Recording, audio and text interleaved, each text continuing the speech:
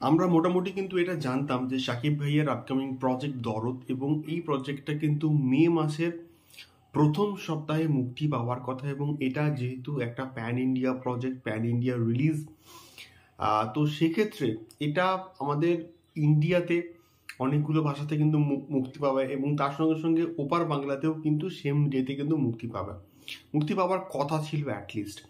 সম্ভবত 3rd of May এটার মুক্তি পাওয়ার কিন্তু কথা ছিল, বাট আলটিমেটলি এটা কি আদৌ মেয়ের ফার্স্ট উইকে মুক্তি পাবে, এটাকে নিয়ে কিন্তু এখন সন্দেহ তৈরি হচ্ছে। তার কারণটা কি, রিসেন্টলি যা আপডেট আসছে সেই আপডেট অনুযায়ী কিন্তু দরদ মেয়ের প্রথম সপ্তাহে কিন্তু মুক্তি পাবে না, বা পাওয়ার সম্ভাবনাটা কিন্তু প্রচন্ড কমে যাচ্ছে। তার কারণটা কি? তার কারণটা হচ্ছে আমাদের ইন্ডিয়াতে কিন্তু বর্তমানে এখন লোকসভার কিন্তু ইলেকশন চলবে। মোটামুটি এপ্রিল এন্ড থেকে কিন্তু চালু হবে, প্রায় মে মাস চলবে, জুন মাসের ফার্স্ট উইক অবধি কিন্তু মোটামুটি ইলেকশন চলবে। তো সব কিছু ঠিকঠাক থাকলে এক্স্যাক্টলি কবে দরদ মুক্তি পেতে পারে এখন অবধি কিন্তু শিওর নয়।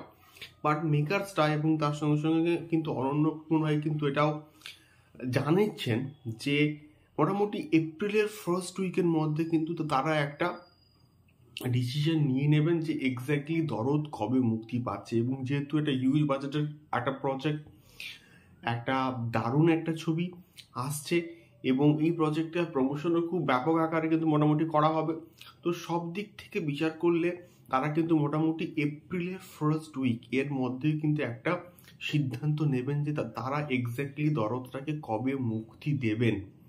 মে মাসে আদৌ মুক্তি পাবে নাকি পোস্টপোন হয়ে জুন মাস যাবে, এটা কিন্তু সব থেকে বড় একটা কোশ্চেন তৈরি হচ্ছে। দেখা যাক কি হয়। তোমাদের কি মতামত, এবং তোমাদের কি মনে হয় দরদ কি মে মাসে মুক্তি পাওয়া উচিত? আমাকে অবশ্যই কিন্তু কমেন্ট করে শেয়ার করতে পারো।